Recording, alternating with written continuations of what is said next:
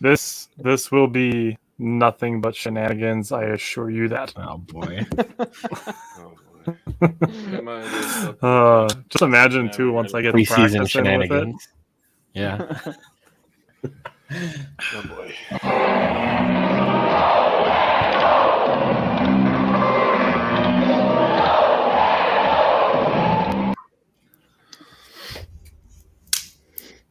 Be hearing that live next weekend. Can't wait. Oh, Go ahead, dude. Jake. Oh, that'll get the heart pumping. That's all I'm going to say about that. So, welcome back to another episode of Wisco Fanatics, Friday night episode. First one of the regular season. We have Simon, we have Bryant, we have myself, and we have Tyler. So, the captains were announced today for 2022 season, and they are Aaron Rodgers, not a shock, Aaron Jones, Mercedes Lewis, Devondre Campbell, Kenny Clark, and Adrian Amos. So, Bryant, I'm going to let you go first this week. What do you think about that? You think that's a good list? Yeah, I do think it's a good list. Obviously, Ja had his comments today, so I'm sure all the other fan bases will make something big about that. But Amos has been the heart of our defense for the last 3 years, or one of them.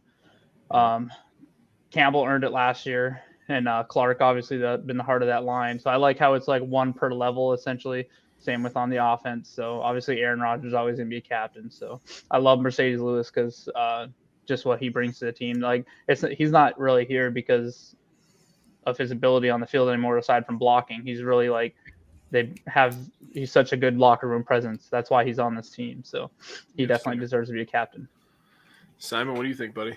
No, I couldn't have said anything better myself. I literally have nothing to add. Yeah, Rodgers is always a shoo-in. We know that. Yep.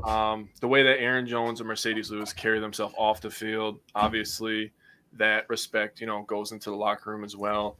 They're veterans. Like you said about Campbell, the guy's just a leader. He's the man in the middle. And if you want that respect, he has to be a captain. Kenny Clark is just an underrated beast in the NFL. I think people are catching on, year after year, more and more. Like he's getting more respect. People are talking about him more in the media. But I still don't think he gets talked about enough. And then Adrian Amos. I mean, that guy's just a straight-up stud, also underrated. Tyler, what do you think, man? Well, when you were talking about when Brian was talking about Mercedes Lewis, the other thing that I was thinking too is that he's basically a coach on the field. Yeah, he's one of those guys for sure. Back to what you said about Kenny Clark, if on the Pat McAfee show, I think last week, Aaron Rodgers talked about Kenny Clark being like top 3 in his position, but he's underappreciated. I believe were his words. So, yeah, he's definitely underappreciated. So, yeah, think of all the talent on this team from all different levels, man. I mean, after last night, if I hear another argument for Jalen Ramsey over Jair Alexander, I think I'm gonna go freaking crazy. Like shut up, bitch. Exactly. He got absolutely. That's the first one ever from the soundboard. Used correctly on Jalen Ramsey. Right on cue. Yeah, he was absolutely. Stop it. Get some help. Some safety help, maybe, because he's getting freaking dog walked the last couple of games, man. Not just a Super Bowl, couple of games. I mean, look at him in that Buccaneers game, too. He thought that Tom Brady threw his last touchdown against him. So, could happen again. And I actually hope it does against Jalen Ramsey. That would be hilarious. I want to know what happened on that Diggs touchdown because it looked like he was just strolling, like, behind him. And it was like a quick turnaround. I don't think he expected the ball, and then I was wondering if there was like a safety that wasn't there. It's supposed to be there or what? I don't know. That one, yeah. It looks like Jalen might have got figured out over these last 6 games, man. And maybe his hips don't turn as good as they used to. Maybe he just got caught peeking. I don't know. Yeah. You gotta rewatch it. Yeah, I'd like to rewatch that too. I'd like to rewatch the Rams offensive line get ran over for 60 minutes again. That was fun to watch. Dude, I saw something that said Von Miller had a 47% pass rush win rate last night. That is disgusting. That's so nasty. They have a bunch of injuries now on the line too. Yeah. Who the heck is that tackle that had a bunch of sacks for the Bills last night? 97 or whatever his name was. I don't remember his name, but he had a bunch of sacks. And after one of the sacks, there was 3 Rams offensive linemen basically just hugging each other on the ground. And I'm like, yeah, that's probably what you wanted from Matthew Stafford with a broken elbow, His elbow's good, man. Yeah. Yeah. Dude, what about It looked real good on that Higbee route, you know? dude? What about that stiff arm by Josh Allen? That was awesome. Dude, That was nasty, man. I'm calling it now. He won the Angry Run of the Week for if you watch the NFL yeah? Network. Oh, He's gonna win 100%. Angry Run of the Week. So. Cup's toe awesome. tap was disgusting. Oh, though, that man. was that was insane. so Yeah. That gross, was man. disgusting too. Yeah. Cooper Kupp is a bad Yeah. boy, man. I'm just gonna say that.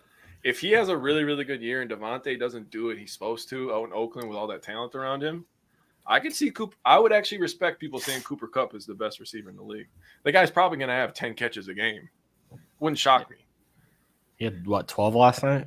Yeah, on like 16 targets 15 or something targets, like that. something like that. 15, 16, Yeah, yeah. it was gross. Yeah, the guy's just Sheesh. going to get target. He's going to live in the slot, so he's getting matchups with linebackers and slot corners all day. When slot corners are usually small, and he's a great route runner. He can run, flag routes. He can run, any route really. He's just a monster. And after the catch, he might be the best in the game. Dude, he finds some good spots in zones too. If you watch him play zone He's a versus beast, zone, man. Yeah, he's a beast. All right, we should talk about the Packers now. I was gonna Tyler, say what do you think? before we jump into the Packers Vikings preview, I want to bring up Aaron Rodgers being on the Pat McAfee show last week and what he was saying, talking about the young wide receivers. So Rodgers talked about having sort of a coach's role with the young wide receivers, kind of coaching them up, bringing them along. He gave tons of credit for Romeo Doubs for his humility, and he said the Packers have never had a wide receiver like Watson with his size, speed, and stride length. Mhm. So that was Rodgers. Rodgers was talking about holding them to a higher standard than normal regular rookies, and he said Watson and Doubs are constantly asking questions. So I mean, basically every good thing you could want a veteran quarterback saying about young rookies, Rodgers was saying about Doubs and Watson. Nope, he's a terrible teammate. And he's a selfish asshole, and he hates his family, and he loves the Antichrist. Yeah. One of the things that kind of surprised me when I listened to him was that he called Christian Watson. He said we might have to name him the baby giraffe, which is for me. It's like if you know Aaron Rodgers and his nicknames he gives people and everything, like that's like to me that means maybe we're sleeping a little bit on Christian Watson and what Aaron Rodgers thinks he can do in this offense because we haven't got to see him, right? He's only been in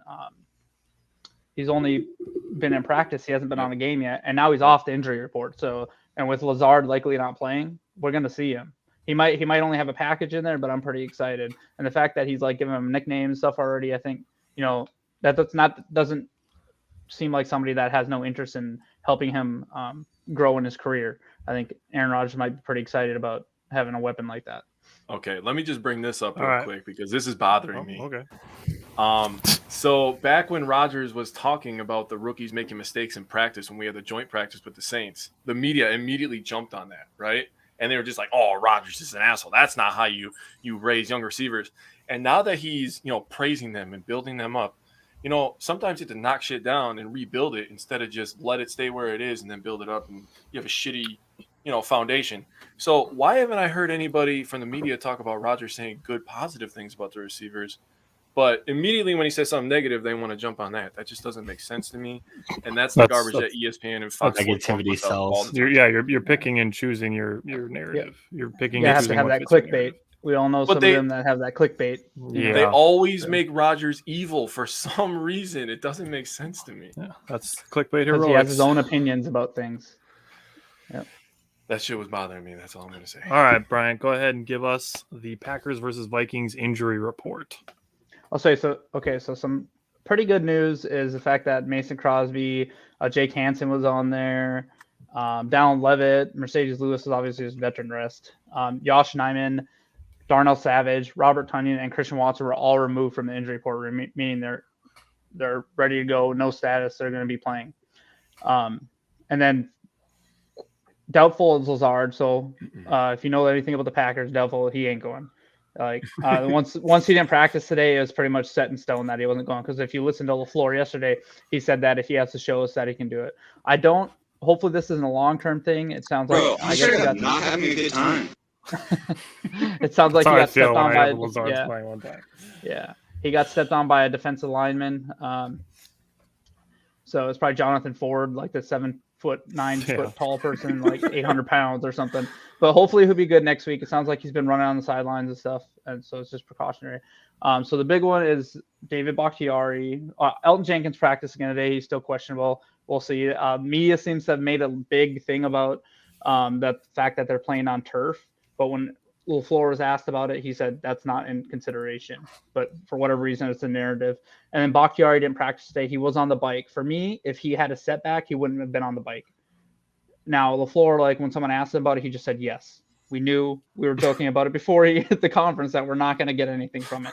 However, if you listen to it at the end, someone asked him if David had shown enough to get out and play, and he said he believes he hasn't with his experience, and he's looked good moving. So I think it's possible. Normally during a practice week, they're going to have their heavier practices, on Wednesday, Thursday, take it later on Friday. So it's very possible, like, hey, we like what we've seen. I'm trying to be optimistic here. It's possible they said, we like what we've seen the first 2 days. Let's settle him down for Friday, and so we can push him in this weekend. It's possible he doesn't play, but the fact that they're both questionable means it's like a 50-50 chance, right? So if there was a setback or something, I think that unless they were trying to, a little bit of gamemanship with the Vikings, you would think that they would have put him as doubtful. But I think if he doesn't play this week, they're both very close. The only real injury for the Vikings are two questionables. Is Lewis Seen, their rookie. So he went from not listed to limited practice to did not practice. So I'd be very surprised if he played. And the other one is Jonathan Bullard, who's their starting right defensive end in their new 3-4. So he's been limited, but he fully practiced today, so he'll probably play. Okay. So, but for us, it's pretty much Lazard, and we'll see if we can get one of Elton or Bakhtiari on the field. I think that'd be huge massive for us this week. Yeah, I'll just say, even back to high school when I used to play, even during the beginning of the week, that's when you went hard, and then we'd always have a shells day. So you're in a helmet and pads and shorts. And that was kind of a walkthrough day the day before a game. So Thursdays was always Shells Day. So I always loved Thursdays because we didn't do shit. We got to be there, fuck around for 2.5 hours, Yeah. Oh, before so we move that on, could be what they do with Bakhtiari. I'm so sick of the Bakhtiari narrative. Everyone's, he's been out for 2.5 years. Like, if that's you, just stop. Okay. He has not. Look at the timeline. It's been a lot of days, yes, but that's because he got injured, week 16 or week 7 in practice before the playoffs. He got injured literally on New Year's Eve of 2020. Exactly. So he missed those playoffs, obviously. And he missed the entire next year because he had a setback. People that are 300 plus pounds, it's not like way out of the norm for them to miss a full season of games when they tater the ACL. The dude had setbacks. Stop acting like he hasn't played in 2.5 years and that we should cut him. For one, if you say we should cut him, you're an idiot because the cap hit on us would be astronomical and there's nothing to gain. How stupid would it be if we cut him, took a $22 million cap hit, and 3 weeks later he's playing for the freaking Bears? How dumb would you feel? And dominating. Yeah, and dominating. Exactly. So if he even comes back at 80%, he's still a top 10 left tackle in the NFL. Oh, 100%. We have nothing to gain by cutting him right now. And quite frankly, next year, if you look at the cap structure, it's probably not happening next year either. Before the season, the only time it could happen is after June 1st. You'd save $17 million, but you're still taking an $11 million cap hit for the 2023 and $11 million for 2024. They're not cutting him. Just stop. At that point, get just some help. Keep the $11 million and keep stop. Get some help. Bro. The only time it's plausible to cut Bakhtiari is when Rodgers is not on the team. They literally drive to practice together every day. It's going to be great when Lovin 69, right? Exactly. Yeah. It's going to be great when he's back on the field and everyone's going to act like we love him, but act like they weren't saying for the last year and a half to cut him. Like, same Welcome with to social media. Going off of that too, if you're shitting on him for drinking beer, like, you have real issues. You didn't know the esophagus is connected to the ACL. So like reading those comments makes me dumber. Yeah. Yeah. Like, I can't stand it. Like, you're not allowing a person to live out their life because they're having setbacks on their injuries. Like, get fucked. Yeah, they're gonna act like they didn't just smash a 30-pack last Saturday. Okay. Good for you. Oh, college football's back. Oh. I've never seen that. I never knew that drinking beer affected your ACL. Like, neither did I. So we'll start with the offense versus the Vikings defense. For me, some of the things that I'm looking for from the Packers offense is obviously the health of the offensive line. But then I'm looking at Aaron Jones and A.J. Dillon. I'm really, really interested to see what their split is actually going to be like and how many times they're going to be on the field at the same time. So last year, they only ran 24 plays with A.J. Dillon and Aaron Jones on the field at the same time. 15 of them were pass plays, and 8 of them went to Aaron Jones. So when Jones and Dillon were on the field at the same time, it was essentially 67% passes, 33% runs, and most of the plays went to Aaron Jones. So I'm really interested to see how that turns out. And then the other thing I'm looking at is Robert Tonyan not being on the injury report. So Jake, I'll kick it to you. What are you looking for on the Packers offense versus the Vikings defense? So I'm looking at the wide receivers since we have the new group, and it was the talk of the offseason versus the awful, equally way more worse awful defensive backfield of the way Minnesota more worse Vikings. awful. I was just going to say a bunch of words, and you are a true wordsmith. People were going to understand my point, okay? So the Vikings last year gave up 4,300 passing yards as a defense and 29 touchdowns, 224 first downs via the pass. We have Aaron Rodgers, the back-to-back MVP. Yes, I understand we don't have Devontae Adams, but if you haven't watched in recent years, Rodgers has been pretty good without Devontae Adams. We broke this down plenty of times. I'm sick and tired of having this conversation. Aaron Rodgers is Aaron Rodgers for a fucking reason, okay? Outside of that, I don't really got anything else. I know that we're going to be able to run the ball. I know even with the backup offensive line, I trust us to be able to run the ball. A.J. Dillon, Aaron Jones are too good. They make people miss. They run people over. They do spin moves. They jukes. They do what they got to do. They're both household names for a reason. The wide receivers is really going to be the key. Sammy Watkins, in my opinion, is going to be a guy to watch. Simon, what are you looking at for the Packers offense against the Vikings defense? Week 1, Sammy Watkins, 180 Yes, yards, sir. 2 touchdowns. Yeah. Yes, sir. Daily fantasy pick right there. I got a bunch of stuff. You said health of the offensive line, but specifically for me, it's going to be the tackles versus Zadarius Smith and Danielle Hunter. Them moving to a 4-3 defense, it's going to be a huge emphasis on keeping Rodgers upright in the offense. I think that's going to be a huge key for the offense to be successful. Their defensive line pass rush doesn't really scare me. I like their players as good Basically run 2 stuffers. Yeah. Dalvin Tomlinson and the guy they picked up, I have his name 1 second. I didn't write it down because I'm an While idiot. you're looking that up, I just want to bring up the fact that Zadarius Smith, he's making all these comments like, I signed with the Vikings to play the Packers twice a year, when he was originally in agreement with a deal with the Ravens. Yeah. So Vikings were not his first choice. He did not go there to play the Packers twice a year. He's just saying that to make Vikings fans like him. Yeah. You want to know what I think really happened? Sorry, Brian. You want to know what I think really happened with Zadarius? Is they started having conversations with Lamar, and Lamar didn't know how much money he wanted. They didn't come to an agreement, by the way. So I think they were like, we're going to throw all this money at Lamar. Let's save a little coin just in case he asks for a bunch of blah, blah, blah. And they're like, let's pull the offer on Zadarius. And then he went over to the other purple team, the way more lame purple team, in my opinion. I think what happened was he's seen Von Miller get a big contract, and he's like, I'm not taking what they're offering me, and I'll see what else out there, because I think he got a little more money from the Vikings. But I want to say, like, it really kind of sucks that there's this bad narrative around Zadarius Smith, because I think we all agree, like, Zadarius Smith helped change a little bit of the culture, what was going on in Green Bay. 100%. We all loved him. I love Zadarius Smith when he played for the Packers. Last year, whatever happened with the money, it was unfortunate. I get that. I don't know if he wanted his ass kissed every time he walked into the building or what was going on, but whatever. And then that on top of that, being injured for the entire season doesn't help. Yeah. So, and then going AWOL, like they didn't know where he was for a while. He just left the team. Like, so it's not like he's just innocent. They just totally treated him terrible. But I'll say Z did a lot for our team, and he helped adjust the culture and brought in a fun culture. And Matt LaFleur started, changing, playing music at practice and just more like of a family instead of a structure, right? So, and he helped with that. So, it sucks that we have them week 1 because I don't know that those two will stay healthy, but they are forced to be. Those are 2 really good pass rushers, and if we don't have at least one of Elton Jenkins or Bakhtiari, Nyman and Newman. Nyman, I feel okay with that at left tackle. Newman at right tackle does not inspire me one bit. and that scares me. And so hopefully he can hold up, and we get Big Dog out there helping. That's what I was going to say. I think if Bakhtiari and Jenkins are out, I think you're going to see a lot more 2 tight end sets. Or get AJ Dillon to come in there and play action and just smack one of them a couple times, something like that. It's going to need to happen. But so their pass rush will definitely bring pressure. Eric Kendricks had like 5 sacks last year, so it'll be interesting. So Simon, did you find that name, Simon? To say no, you guys basically took everything I was going to say.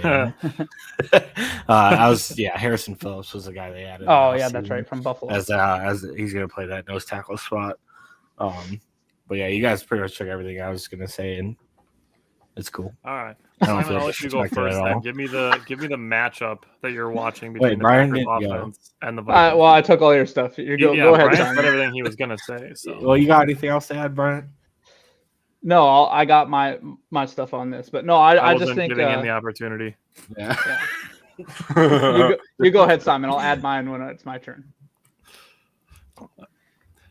We're too much in sync, so I'll say exactly what you're going to say anyway. Yeah, right. That's why I got to alternate. Are we still on the offense versus defense? Yes, give me the matchup that you're watching.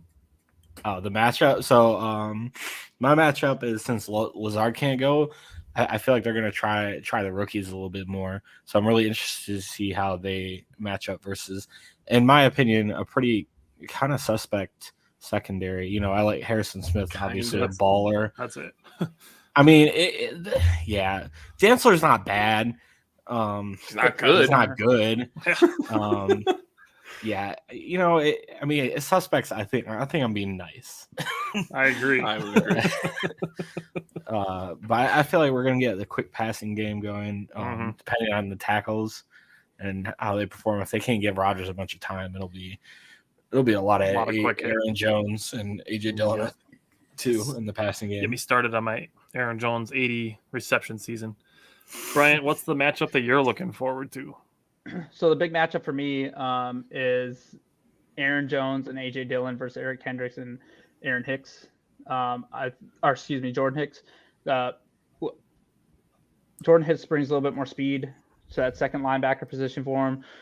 And with Lazard down, and we've talked about this several times about how the running back should be part of the, receiving core essentially. So we'll see if they can get open consistently in the flats, or when they get hit in the flats, if they can get some yardage out of that. So I want to see how they do against those 2 linebackers. Last year, I didn't know the Vikings really had a pretty poor rush defense. It was like 26 in the league or something like that. So we'll see if those linebackers change it a little bit. And the addition of Phillips, like Simon asked, if I'm the Packers, I run right at Zadarius Smith early and often and see if we can get around the edge. Wear his ass down. And then, and get them involved in the screen game quickly, especially if Zadarius, he's going to pin his ears back and he wants to kill Aaron Rodgers. Throw some screens to his side right away. Make him over pursue because he wants to sack Aaron Rodgers so badly, and then throw some screens off to his side or something like that. So run that play that they run in the replacements where he's like, where Keanu Reeves is like, except let Morris by. And then he throws the football off of his head, and then the big Asian guy catches it and rumbles for a touchdown. Just run that play. Yes, exactly that play. So, but yeah, the linebackers versus our running backs versus their linebackers, I think, could be a huge matchup in this. Tim brought up Amari Rodgers as well. Amari Rodgers actually practiced with the running backs on Thursday. Yeah, that was interesting too. It is very interesting. So, if Amari Rodgers is getting into a Ty Montgomery type situation here. Jake, what matchup are you looking forward to on the Packers offense versus the Vikings defense? So first, I'm going to answer Brian's question about the Vikings rushing defense. They gave up 2,222 yards, 15 touchdowns, 4.7 yard average, and 131 first downs given up by the Vikings defense. That's not very good when you couple it with their horrible pass defense. So they're not good on defense, if you're catching my drift. My matchup I'm watching is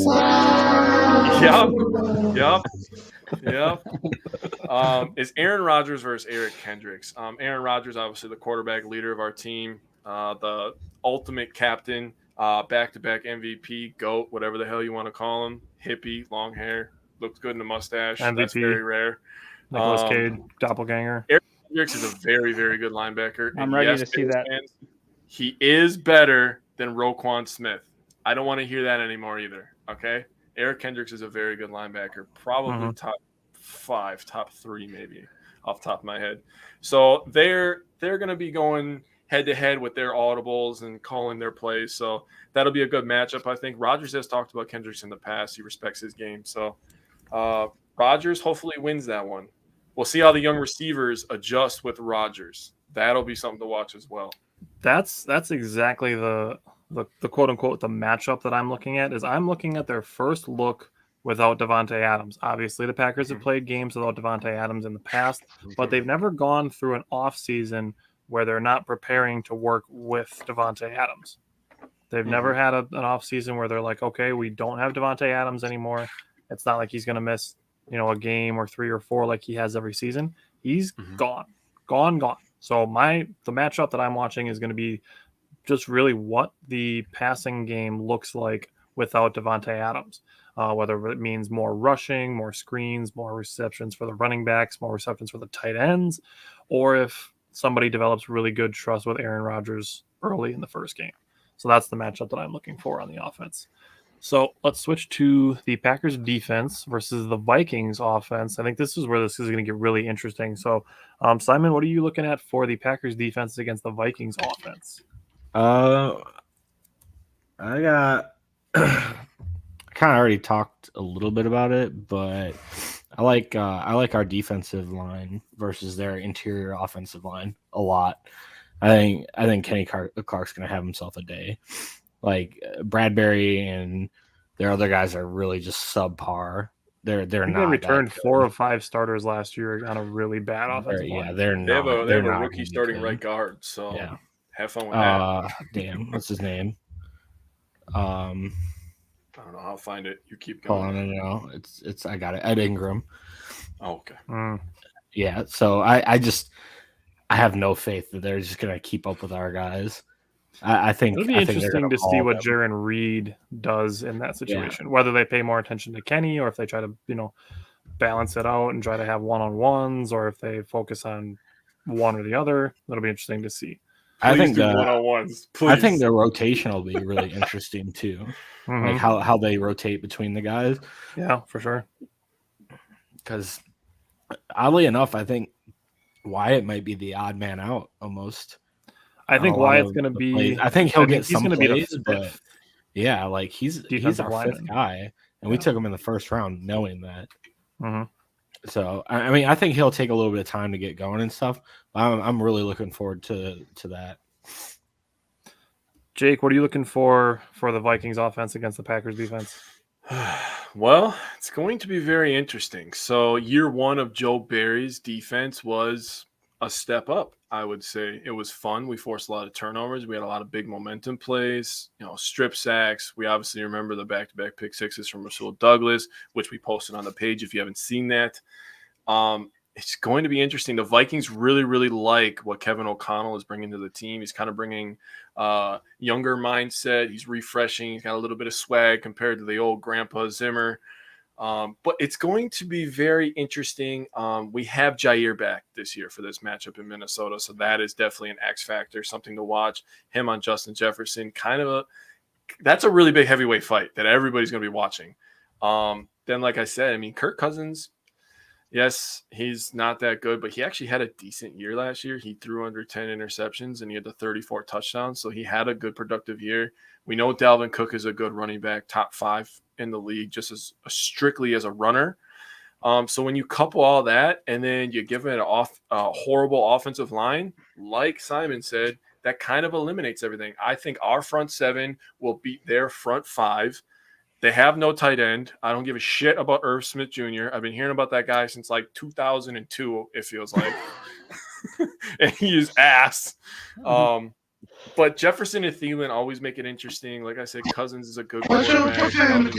Watch your profanity. He's going to have to play it a lot for me, by the way. Yeah. I swear a lot. I don't give a shit either. Okay, so Watch your profanity. The Vikings offensive line is really what's going to kill this game.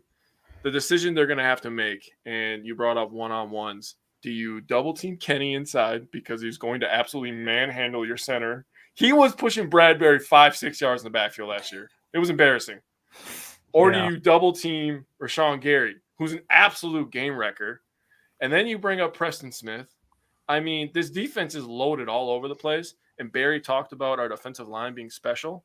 I was going to say, you talked about all that and all the guys who could potentially double team.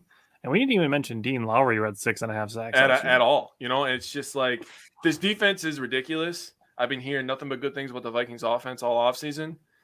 Man, oh man, would that be something if our defense goes in there and punches them right in the fucking mouth, huh? That would be something. No, I will not. And I hope they do punch him in the mouth. Brian, what are you looking at in the Vikings offense against the Packers defense? So I'm pretty surprised that y'all are pretty down on their offensive line. They only gave up 28 sacks last year or something like that. So they actually did play okay last year. Now, granted, Kenny Clark does own Bradbury, and they're like 6 matchups. He has 4 sacks. So I expect Kenny Clark now lined up with Jaron Reed to make some trouble. Now what I'm really interested in is now we have 2 linebackers that can fly around. I have a feeling we're going to be blitzing one of them more often than we would have last year. So I'm pretty interested in that. I'm pretty interested to see if Ja shadows Jefferson.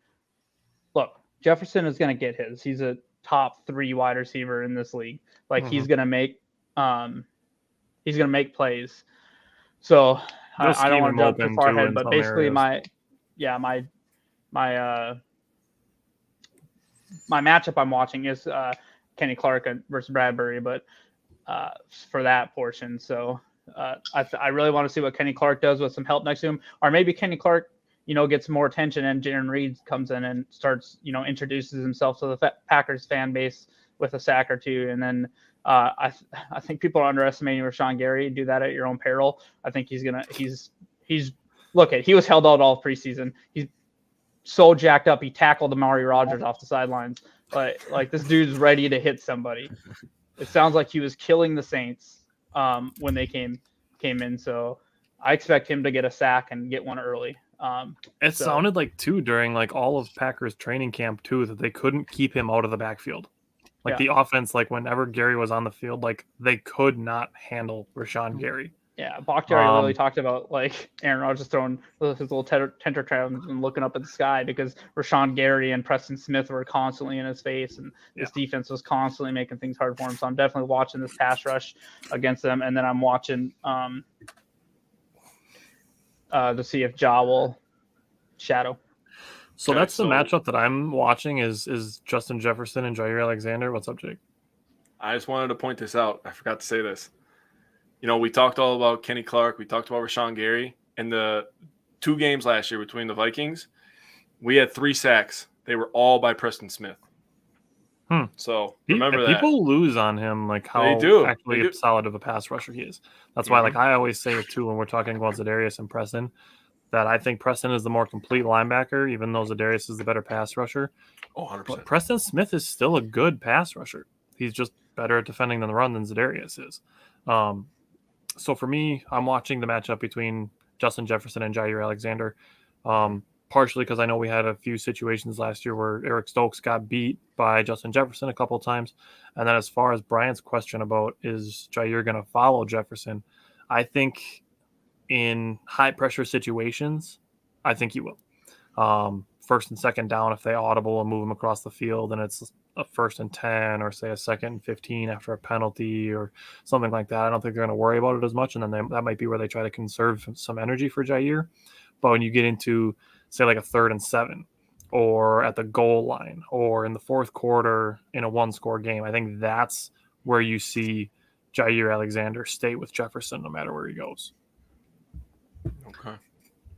Jake, what's the matchup you're watching? So I talked a lot about this defense, all levels, and their captain is Joe Barry. So I'm watching Joe Barry. Whisperer. He is. I'm watching Joe Barry versus Kevin O'Connell. That's going to be interesting.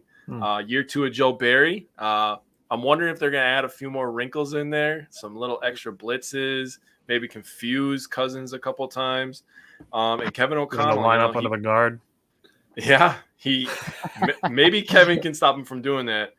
Kevin comes from the Rams tree. Obviously, they like to sling that son of a bitch. Matthew Stafford did a very poor job of that last night. Stafford was horrible last night. I predict that Cousins will have 2 interceptions this game. That is not part of my Simon Says. That's just strictly how I feel. I think Jair's getting one, by the way. And that's going to be interesting. Kevin O'Connell versus Joe Barry is going to determine this game. Simon, what's your matchup that you're watching? So off those 2 interceptions, I think there was a couple drop picks last year. I think Darnell Savage had a drop pick in the game, and I think he also Stokes had one too. He also had one called back because of a penalty in that game. That was another one. He also had a drop pick, though. He had a drop pick, and he had one called back because of a penalty. Weren't those like back-to-back plays or something like that? They were very close. Yeah, they happened like really close together, I thought. I'd have to look at my notes from last year. All right, so Jake doesn't have the mustache or the jacket yet. I tried so hard, dude. We went, I can't go to fucking St. Vincent's any fucking more, dude. I'm sick and tired of looking at these stupid, weak-ass toys from 1924, bro. God. It's the same creepy doll staring at me. What size do you need? I will look for you. No, I ordered one online. Oh, okay. I went and got like fitted for like a jacket, and then like it's gonna be here, and then I'm gonna do just mustache. It's gonna be awful. But anyway, you're gonna shave it all? Oh, except the mustache. Oh, that's gonna look horrible, dude. I can't. Bro, I love my grandpa, but god damn it, I'm gonna look just like him, and it's not a good look. It's gonna look so bad, dude. It's gonna look horrible. But anyways, I have no weather to report because the Vikings play in a dome because they're giant vaginas. But they do have that annoying ass horn. Matt LaFleur talked about it. He said that annoying horn, and I hope that the Packers defense just shuts them down because I'm not looking forward to hearing their thing all day. Well, if the Vikings lose, this is gonna be the new horn.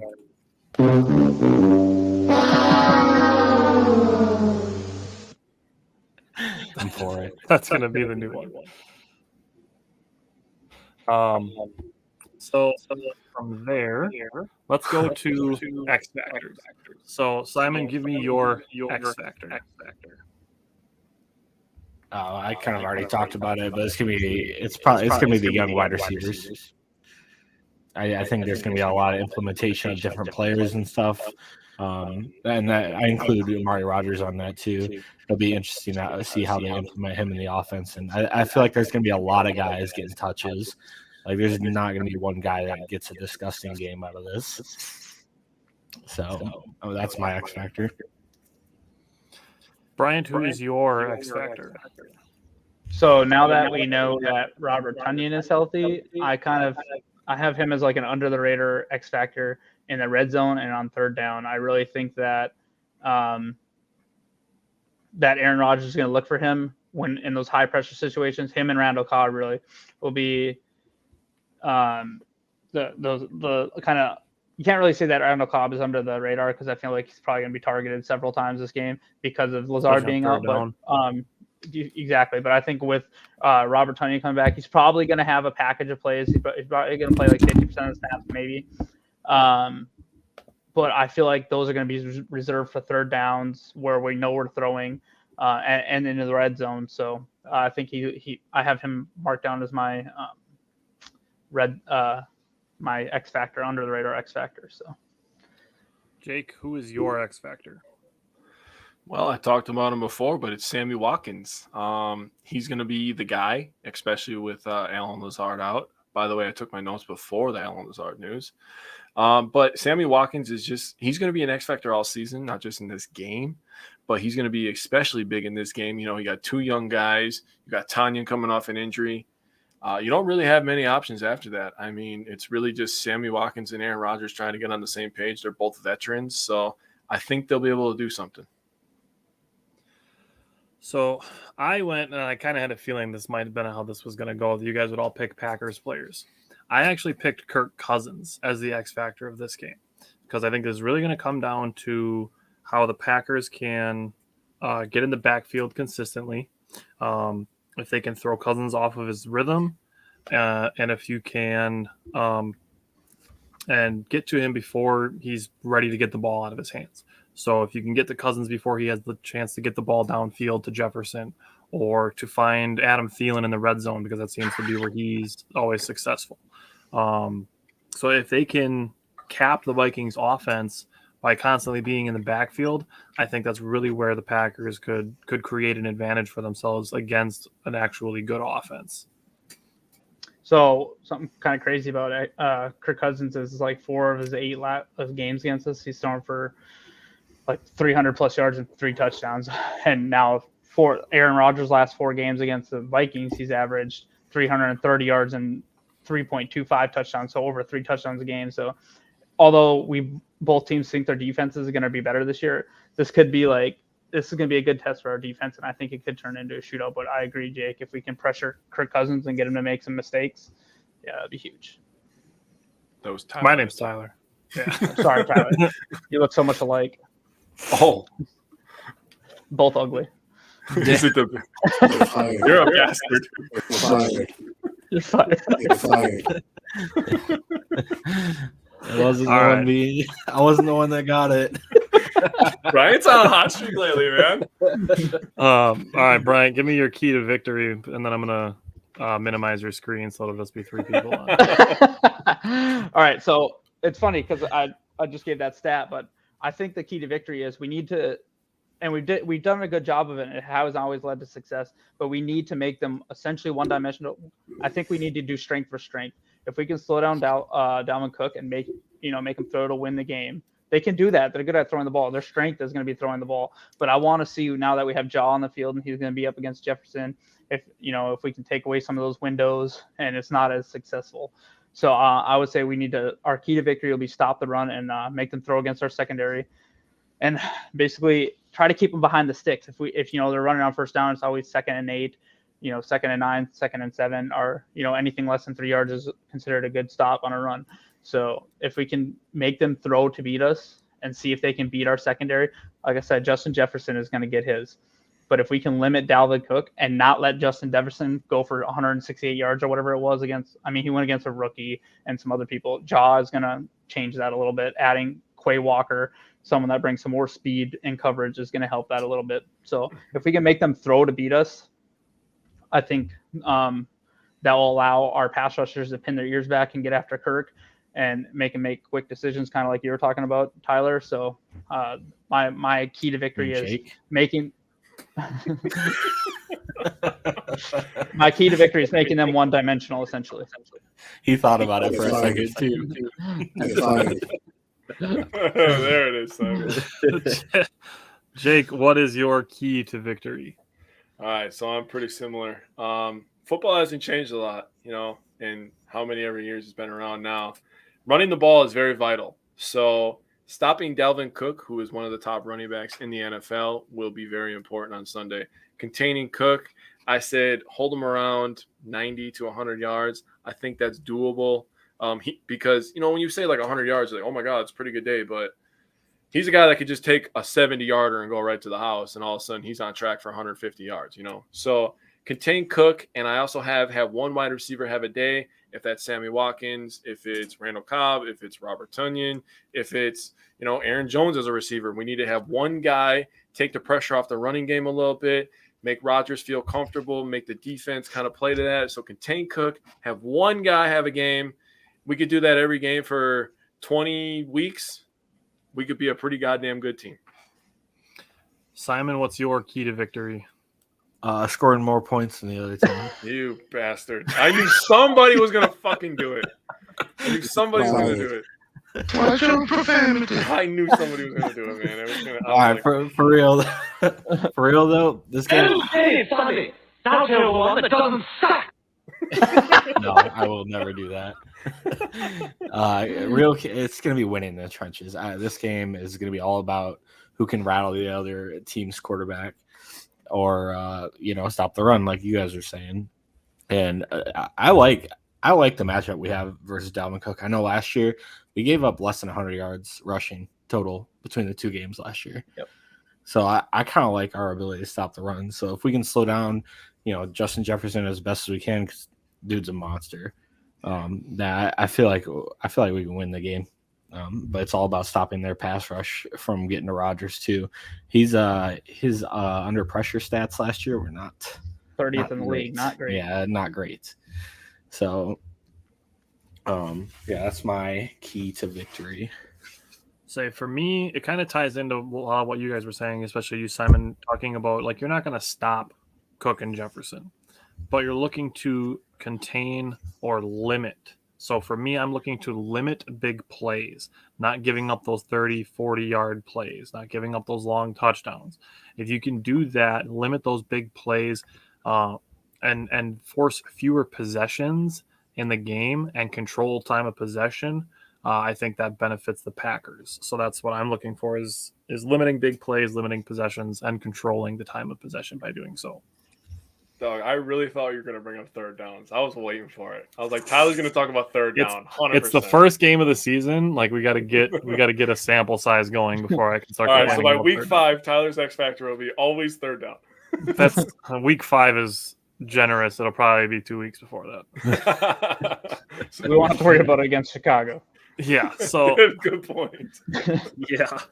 All right. So I'm going to go first for my score prediction. I kind of agree with Bryant on what he said about the fact that this could end up turning into a high scoring game, despite my X factor, my key to victory being to limit big plays. But I'm going to go with 31-28 Packers. Packers by a field goal. I don't think this is going to be a blowout either way. But I think it's going to be a close game, and I'm going to go 31-28 Packers. So, Simon, what is your score prediction? I already told you guys. I think we drop this one. I think we lose 27-24.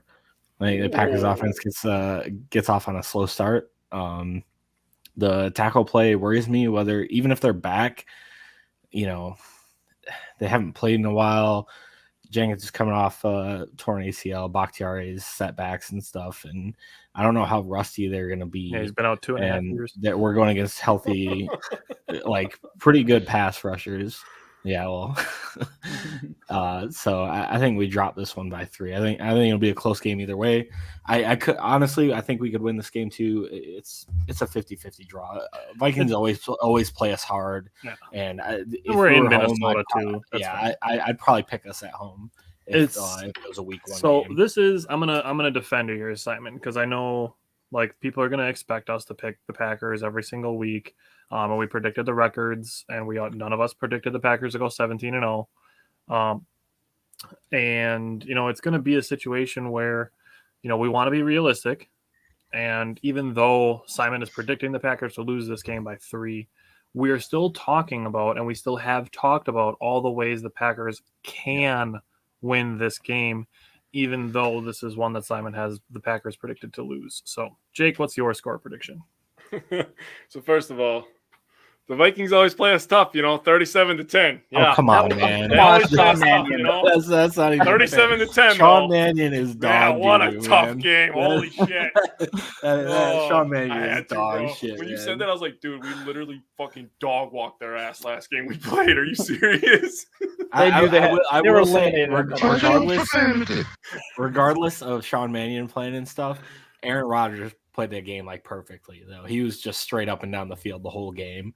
So I do think we win that game anyways, regardless of Cousins played or not. If you haven't watched our show, yes. I gave Rodgers stats versus the NFC North, in his career. It's disgusting. Pretty damn good. And his latest comments, which was very savage, talking about how every team in the division's goal is to beat us. And our goal is to win the Super Bowl, which is very, very true. So Simon giving them a early Christmas present in Minnesota, as they'll get our split. So Vegas has the odds. And they'll celebrate like they own us. Yeah, yeah, they will. Well, Larson will. Vegas has the odds at Packers -1.5. So if you pay attention to betting, they usually give home teams 3 points. So to me, that seems like the Packers are favored by 4 points, right? The over-under is 47. I picked Packers by 4 points, kind of what Vegas has given us, 24-20. Oh, wow. All right. Bryant, what's your score prediction? Yeah, me and Simon are in sync, except for I have the winner different. But to kind of like what you were saying, Tyler, we know that every year it's almost essentially a split with Minnesota. Now this year I'm a little more optimistic because they're coming in there with a rookie head coach. I know they're all very excited. Mhm. We've seen those challenges with Matt LaFleur. Granted, we finished 13-3 that year. Finished first hand. But so we'll see what happens. We might have that advantage that he's kind of still cutting his teeth, and people will see how he does. And He's never been a play caller before. Yeah, Kevin O'Connell. He's never called plays. So yeah, and that could be a good thing for us because he's new at it, or it could be a bad thing for us because we don't know what to expect exactly from him. Right. So we'll see what happens. I think we could sneak it out. I have us sneaking it out. Just know this about me. I played baseball. I'm so superstitious. I will never pick against the Packers. When I give a season prediction, I'll say, yeah, I think we're going like 12-5. But week to week, 17-0 for me. I'll never pick against them. But that's just something I'll admit that I'm superstitious. Like Bears week, I use Mio Energy. One of them is colored orange. I will not drink it that week. That's how superstitious I am. It's from playing baseball. Like I'm just insane. Like, okay, so I have us winning 27-24, hopefully on a last-second Crosby field goal. I think it's going to be a very close game. I think it's going to be a very competitive game. We normally chalk it up for a split. Now, if we can sneak this one out, I think we might get them this year and sweep them. So it's a good thing that we're playing them early because the coach is still getting their feet wet or whatever. But it's also bad because they're healthy and we're not completely healthy, or we might not be completely healthy yet. We got to see what comes out of them. It's a good test for the defense too, to see, exactly. we're talking about what this defense could be, and now this is our first chance to get a look at it. Jake is so superstitious during Bears week that he actually doesn't talk to chicks that do fake tans because he's not afraid of orange during Bears week. So oh my god. So I actually do have something on superstition. So the year we won the Super Bowl, this is kind of gross, but I'm just going to say it on live anyways. I wore so we had to play the Bears, right? To go in, to make it in the playoffs. I wore the same underwear, the same shorts, the same jersey, and the same socks every playoff game. And we ate the same dinner until we won the fucking Super Bowl. I thought you were going to say did you wash them in between? Nope, did not wash them. I took them off in the same spot in my bedroom every fucking week. So I'll do the same thing, but I'll wash my underwear because I ain't a stank ass. Nope, bro, fuck yeah. We were trying to win the fucking title, but dog. I will make sure after those are washed, I'll put them to the side. And now my undershirt I won't wash because I only wear it for a few hours. I take it off with my jersey. You only wear the underwear for a few hours. What are you doing? Just shitting your pants every game? What's wrong with you? I wear my underwear all day. You changed your underwear after the game? Before I changed sweat that much during the game for the playoffs. I wore the same. I changed into those underwear. Oh, that's not that bad then. I thought you were like at first. No, I didn't wear like I wore that shit every day for 2 weeks. No, not for like fucking 2 months straight. No, I was I just took them off. That is next level. I laid them in the same spot. That's nasty. That's not that bad. There's no way you're living with a woman at this point, right? Oh no, I was in high school, bro. Living with it was just me and my dad, bro. Okay. Oh my god. I did have a girlfriend though. She thought I was disgusting, but I didn't get it. Gee, I wonder why. Hey, Shannon was not that good. Okay, let's just admit that. Shannon wasn't that good. I wasn't supposed to stay with her anyways. That's mean. I don't care. Screw her. Damn. She didn't like my stinky underwear. All right, so we're excited because now with our previews, we have a new segment that we're going to call Simon Says. And basically what it's going to be is Jake, Bryant, and myself making semi-bold predictions and then pointing them to Simon, and Simon is going to say the likelihood that it happens. So 100%. Bryant apparently is super excited for this segment because he came ready to go with a bunch of them. So I'm going to let Bryant go first. Okay. So my first prediction is, now that Lazard is out, the rookie wide receivers combined for 150 yards and 2 touchdowns.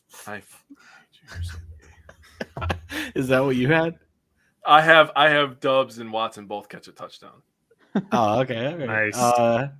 Yeah, I've got to go like 20%, 10. Oh, maybe. You're like way higher than my buddies last night. Holy shit. That's so. That's not gonna happen. There's no good way. So Jake, since you said you're going to take that one, my other one was that I had written down was a wide receiver not on the active roster leads the team in receiving yards. No, Juwan Winfrey. You're taking Juwan Winfrey. Oh, yes. Juwan Winfrey, 0. Zero. That's not gonna happen. Okay. That was a Jake, good one, give me your Simon Says prediction. I thought Brian had like 4 of them. Yeah. Apparently, he only had 2. I have 2 more. You want me to keep going? Yeah, Go keep ahead. going. Yeah, Just keep let going. Brian. Just let Brian. have it. Rashawn away, Gary man. comes out with 3 sacks week 1. Ooh, that's a good one. 3? Okay. After that answer, if he'll have 4, because that's I'll go like 30%. I think there's a decent shot he could do That's it. fair. Okay, and then the last one, I have each running back rushes for over 100 yards. Oh, no, dude. No, like 5. That's a good one. Damn, that I think that one's more. I don't think they're gonna get enough carries between. Yeah, but Aaron It's Jones can just break off a the way 70-yarder. we run the offense and how slow our I guess I pace could have done is, all-purpose yards, but that I could be more on board with. I could actually see that.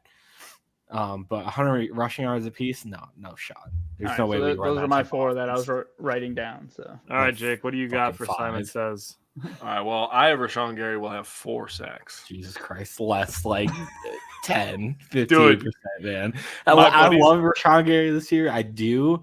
And I'm not super high on either Darisaw or O'Neal. O'Neal. Thank you. I have the names written down. I had to click off. I'm not super high on them.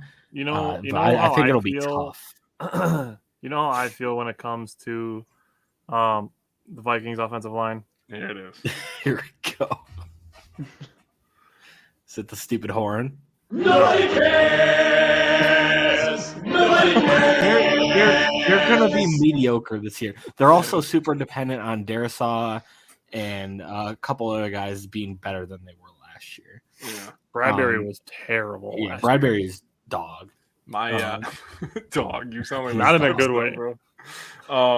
My buddies Yeah, last not night. really. I was online with Jason and Alex for a few hours, and they just laughed at me. There was like, "There's no fucking way. There's no way that Gary has 4 sacks." I was like, "Dude, imagine the." I don't think it's impossible. what Chandler, I what was- was his that's what name? I said. Arizona's pass rusher last year came out Chandler 5 Jones. week 1.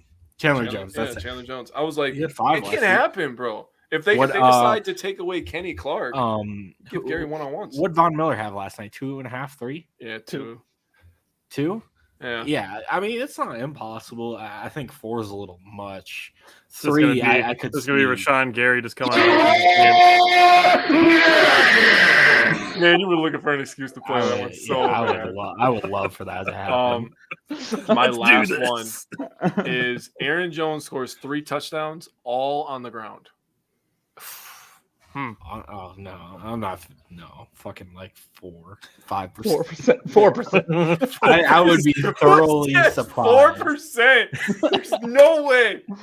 All the numbers said I 4. can't. When's the last time he ran for 3 touchdowns? Dallas a couple years ago. Probably. Detroit. No, he did against He the had 3 Vikings last rushing. year. I thought. Oh, he had 3 total touchdowns, I think. Against That's what I'm saying. Like Didn't he have rushing. 3 a rushing couple years touchdowns ago. against Detroit? No, he had 2 receiving. I'm thinking of the Yeah, COVID year. that's I something think I'd he have had to like look 3 up. against Minnesota or something like that. Yeah. Yeah, All right. rushing. No, 3 total touchdowns. Yeah. I might be a little more on board with that. That I was think too he'll- easy. He's done Yeah, that a I lot. So 4%. 4%. All right. I'm gonna give you one that's super low, and then I'll give you my other one that I think is a little more possible. The Vikings do not score a touchdown. All their points come on field goals. Whoa. No, 4.5%. low. Man. Fucking low, man. I think there's way too much firepower in that offense to do that. Like, yeah, 3%. I think someone's gonna score on that offense. I'm They have too giving much talent. I'm giving a 69% is my goal for this one, but Okay. my main one is that Aaron Rodgers throws for 4 touchdowns. Ooh, I don't think that's half bad actually. I could see a good 50-60%, 69 if you will. I don't think that's that bad. Have you seen the last 12 games of Aaron Rodgers versus NFC North? It's disgusting. It's pretty It's good. like 38 touchdowns 30 and zero 32, interceptions or yeah, something. yeah, 38 touchdowns, 0 interceptions, 3,300 yards. So you're averaging over 3 touchdowns a game 0 interceptions versus the NFC North. Yeah, That's like I said, disgusting. last So four games- I don't. I would say if 69%. That is, I'm feeling that. I am feeling that. Yeah. I don't mind goals. that. Goals. Like, So like I said earlier, I know you guys asked me, but I'll let you answer one. I have Jones and Dillon have 4 touchdowns together total. Ooh. I think I'd go like 25 on that. I think it's perfectly within it. It also I'm that's why I'm so interested to see how they're going to run this offense with both of them on the field at one time and how much they get them on the field. Because if they do that a lot this season, I could see them both. And I know when we did our Wisco League on fantasy football, I took AJ Dillon. I think him and Aaron Jones, I think are both going to be really good running backs for fantasy. I know fantasy, whatever, but I think they're both going to be utilized a lot this year. I'll give that a really one small, like 10%. Yeah, 10%. It's a really small sample size of them being on the field at the same time, but like I said, the 24 plays that they ran with them on the field at the same time, 15 were pass plays. But if you're talking about getting your best players on the field Right. at one time, I can foresee them utilizing that a lot this year, especially without yes. arguably Aaron Rodgers' most trusted receiver, which is Allen Lazard. I said it multiple times that I think Aaron Jones is the next guy as far as trust for Aaron Rodgers is concerned. So, I mean, when you're looking at it that way, and we know that actually Aaron Jones surprised, I would say, all of us with his receiving ability last year. I don't think any of us would have expected him to catch 35 passes last year. AJ Dillon, you meant. AJ Dillon. That's what I meant. Yeah. AJ Dillon being a better pass catcher than we expected him to be. Like I said, I don't think any of us expected him to have 35 receptions last year. So I was having this argument with someone a while back.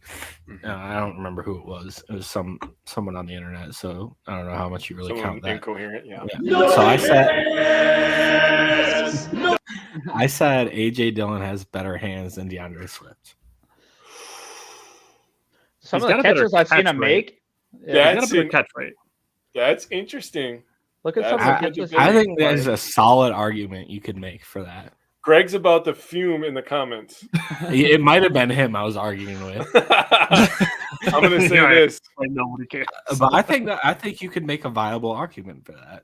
I mean, Oh, like I said, the catch percentage would support you, but then you're gonna have people being like, "Oh, what's the average depth of target and all that." I mean, it's worth checking Look at into. some of the catches. There was like a leaping catch or a toe time. I remember Aaron Jones or AJ Dillon had one ridiculous catch for sure last year along the sidelines, or I couldn't believe he caught it. Yeah, I think he had to jump upward or something. I'll have to look for the play, but he's showing and even Aaron Rodgers was talking about when they did that game script. Not this week in practice, but the week prior to that, there was one drive that Dillon had 4 catches alone on that drive, and he said 2 of them were terribly throwing balls, and he still caught it. So just his hands is for how big he is. He has such soft hands.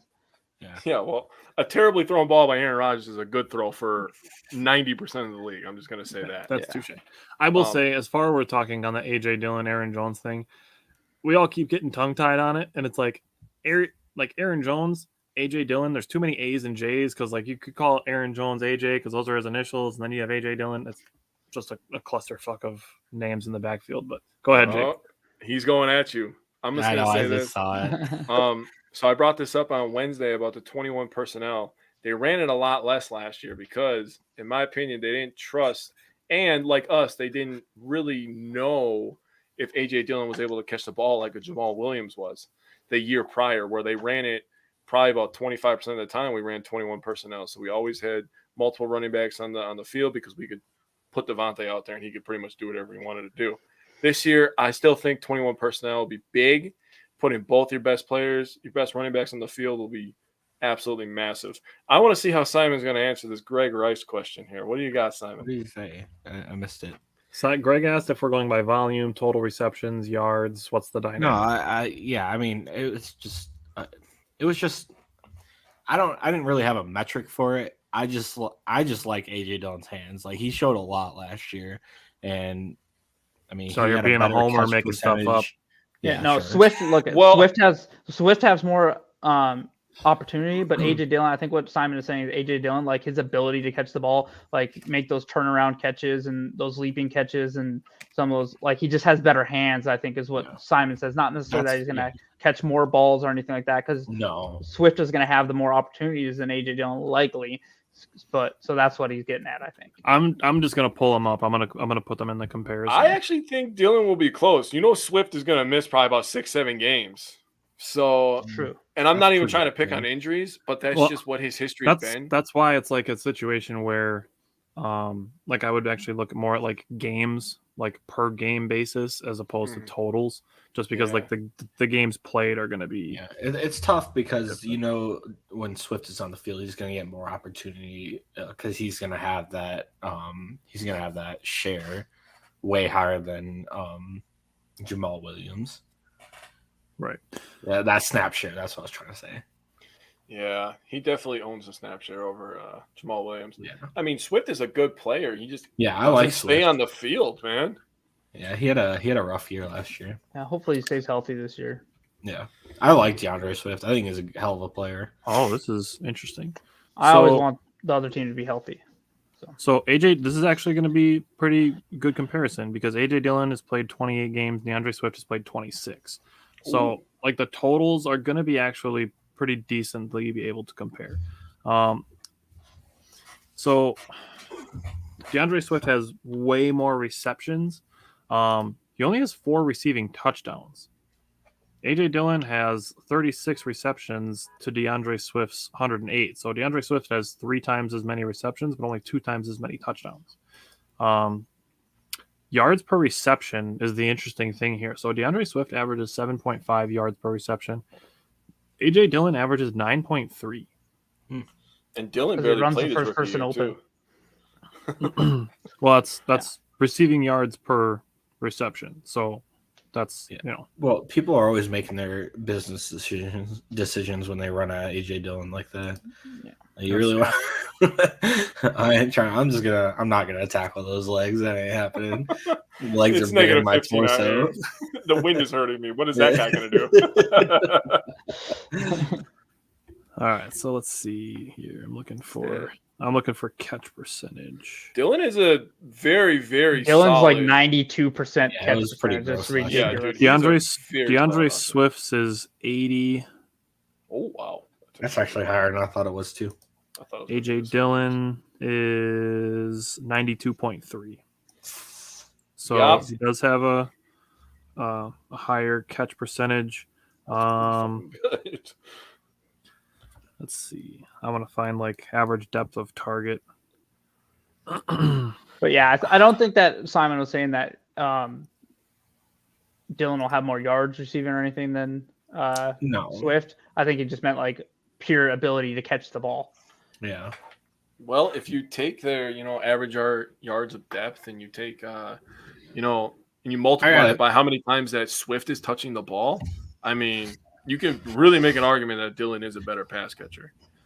And I will definitely say 100% that he's 100% a better goal line running back option. I gotta say their average depth of target cannot be that much different. Chris, no. Dillon has a lot of screen passes, so his is actually pretty low. I told your brother to show up. Forgive him. He's a little mentally challenged. Yeah. Ouch. He immediately licked the window after he typed that. Did he have his pigtails on? So, wow, that's interesting. So the average depth of target for AJ Dillon is around 1.5 yards. For DeAndre Swift, it's actually more like 0.5. Wow. That's so actually... DeAndre Swift is even closer to the line. You know what's funny is I was gonna say that too.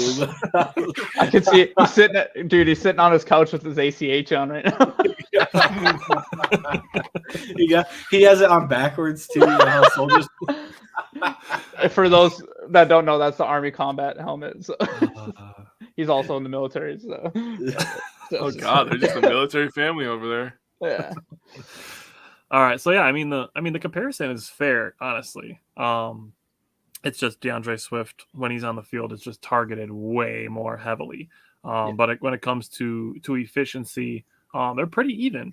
And AJ Dillon even a little more efficient in certain things like catch percentage and a little bit longer average depth of target, and then a little bit higher yards per reception.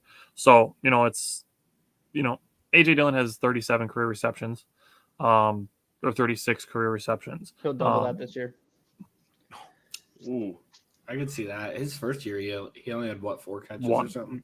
He had 1 catch. Bro, he barely got on the field. Oh, I know. We didn't see him until like the Titans game. Yeah, And then it was all handoffs because nobody. I meant thought he could double his catch total. the I ball. don't think he's going to have 60. You mean he's going to have 36 this year? Yeah, exactly. Yeah, that's fair. All right. Well, we've got our first preview in the books. Next weekend's show could potentially be live on Sunday morning. That's what we're leaning towards. So, we're all touting that we're going to have every Friday live shows, but might have to make an exception next week with Simon and Bryant actually in town for the game. So we might be looking at a Sunday morning show next week live on Packers Sunday. But I want to thank everybody that watched and everybody that added some comments. Is there anything else you guys want to throw out there before we hop off?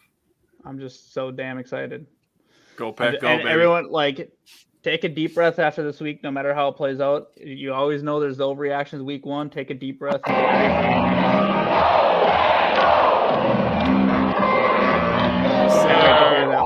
Oh my god, gives you chills. Oh, I just love screaming that with 79,000 of my. Bro, I want to say brothers. this: how lucky are we that we get to go to a stadium and we get to hear that, and then you listen to what happened to the Rams last night? Those dudes won a Super Bowl, and there's just as many Buffalo Bill fans in that stadium. LA does not deserve a football team. They certainly don't deserve to. I'm sorry, but They- This is I mean, Rams it's host. yeah. That's like last Idiots. year when the Cardinals were undefeated and you could hear "Go Pack, Go" chants in Arizona.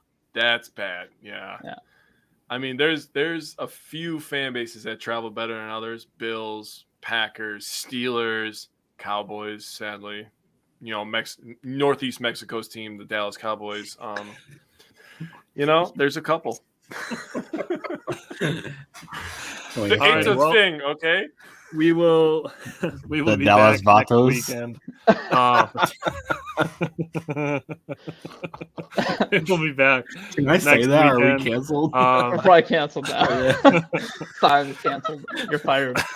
You're fired. All right. Well, we will be back next weekend, potentially all together. So thanks everybody for watching and for commenting along. We will see you guys next week. Vikings suck.